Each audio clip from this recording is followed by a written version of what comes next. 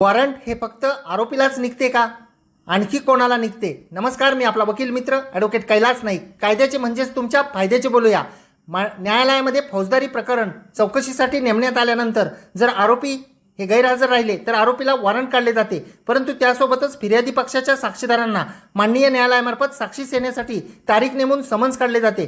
फिर्यादी पक्षाचे साक्षीदार किंवा आरोपीतर्फे जरी एखाद्या साक्षीदाराला समन्स काढलेले असेल व त्या केसमधील कोणतेही साक्षीदार जर माननीय न्यायालयाचे समन्स मिळून सुद्धा नेमलेल्या तारखेस साक्षीसाठी येत नसतील तर त्या परिस्थितीमध्ये ज्या पक्षाचे साक्षीदार आहेत त्यांच्या लेखी अर्जावरून माननीय न्यायालय हे त्या केसमधील साक्षीदारांना सुद्धा वॉरंट काढू शकतात.